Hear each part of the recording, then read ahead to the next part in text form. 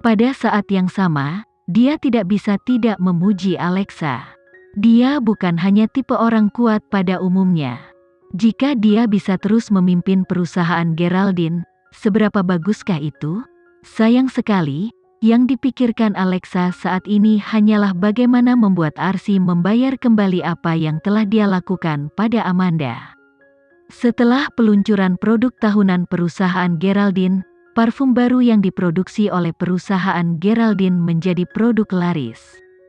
Tampaknya, keributan yang terjadi malam itu belum cukup berdampak pada operasional perusahaan.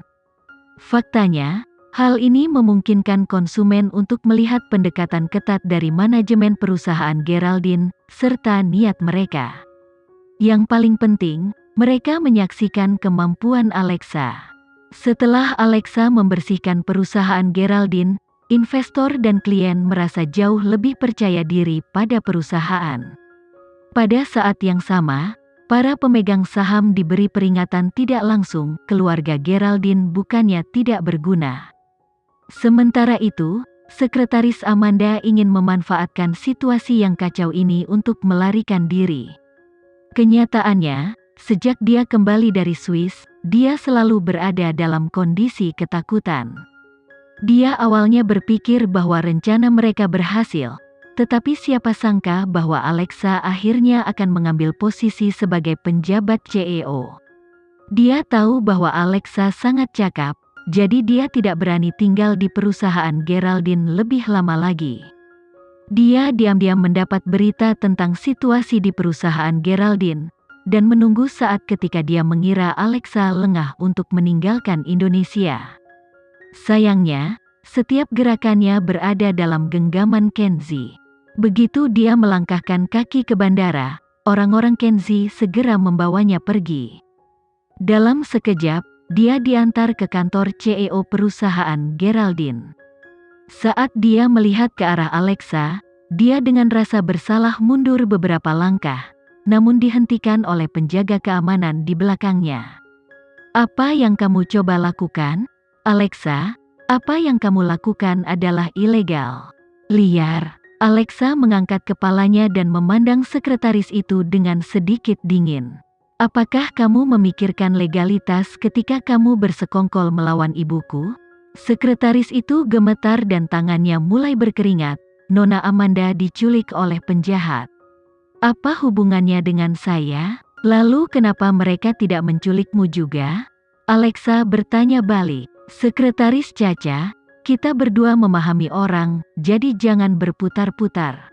Karena saya tahu setiap gerakanmu, jelas bahwa semua yang kamu dan Arsi lakukan berada di bawah pengawasan saya. Bahkan jika kamu tidak memberitahuku apa yang terjadi, aku bisa menyelidiki kebenarannya. Tapi, aku khawatir itu tidak akan banyak bermanfaat bagimu. Tentu saja, berarti saya perlu melakukan sedikit pekerjaan ekstra. Jadi, saya serahkan padamu untuk memutuskannya." Setelah berbicara, Alexa menundukkan kepalanya dan terus bekerja. Namun, semakin sedikit suara yang dibuat Alexa, sekretaris Caca semakin gemetar ketakutan. Dia sangat menyadari bahwa wanita di depannya bukanlah Arsi. Dia bukan nona besar yang bisa dengan mudah ditipu dengan memberikan uangnya. "Aku hanya memberimu waktu 1 menit."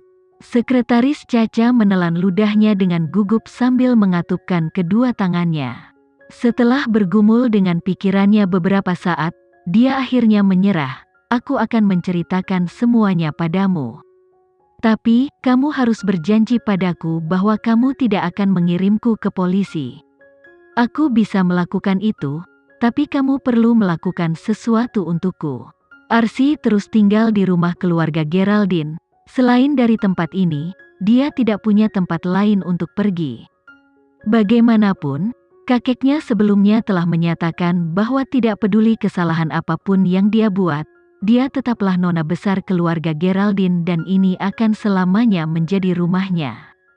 Kenyataannya, dia hanya mengatakan ini untuk membuatnya tetap tenang, dan tidak menimbulkan masalah lagi kalau dia menyakiti perut anak itu. Kakek Arifin menginstruksikan pengurus rumah untuk menyiapkan pesta besar, karena Alexa akan mengadakan makan malam di rumah mereka. Sudah lama sekali sejak terakhir kali Alexa kembali ke rumah, jadi kakeknya dengan gembira membuat persiapan. Tapi, sementara di rumah dipenuhi dengan kegembiraan, Arsy adalah satu-satunya yang merasa seperti dia terjebak di dalam sangkar yang menyiksa.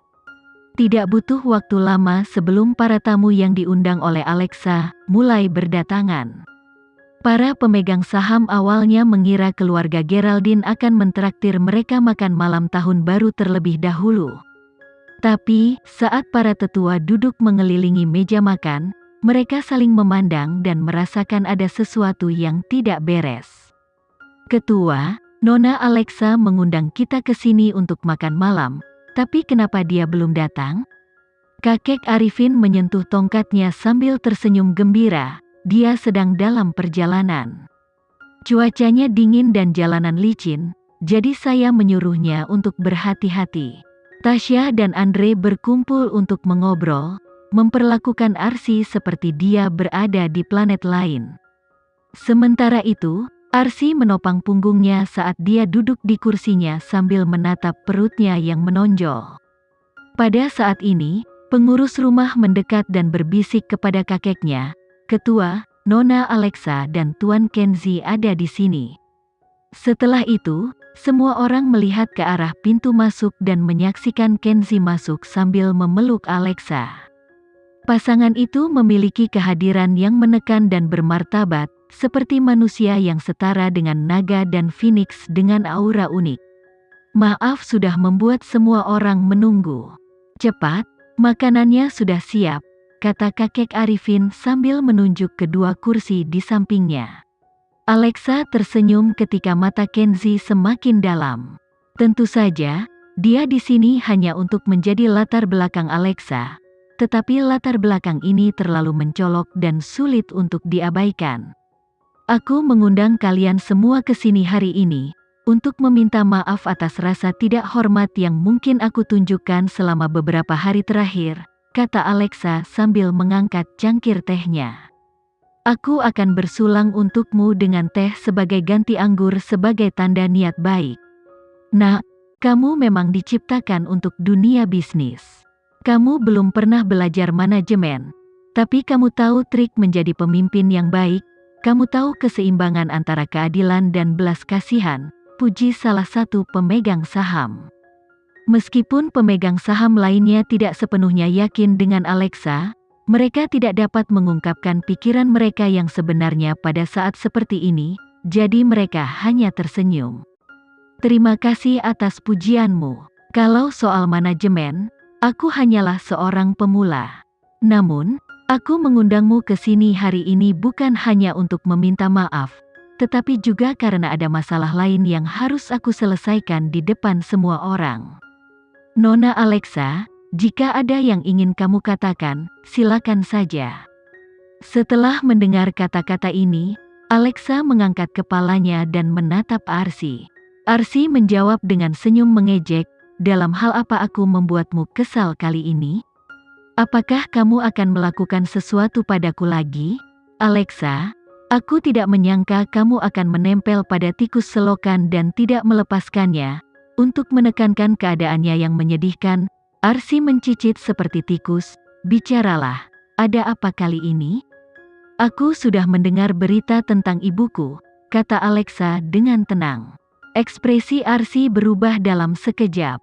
"Meskipun kita belum menemukannya, saya pikir Nona Besar dapat menjelaskan situasinya kepada kita semua." "Apa maksud Nona Alexa dengan ini?" salah satu pemegang saham bertanya. "Apa hubungan penculikan Nona Amanda dengan Nona Arsy?" Wajah Arsy ketakutan, tapi dia tidak mau mengakui kekalahan. "Alexa, aku tahu aku gagal, tapi jangan libatkan aku dalam setiap masalah." "Amanda menghilang karena dia kurang beruntung, apa hubungannya denganku?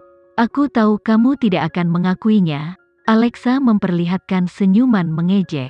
"Saya juga tahu bahwa semua yang duduk di sini hari ini sebelumnya telah menyebabkan banyak masalah dan kesulitan bagi ibu saya, Jadi saya mengumpulkanmu semua di sini hari ini untuk meletakkan kartu di atas meja."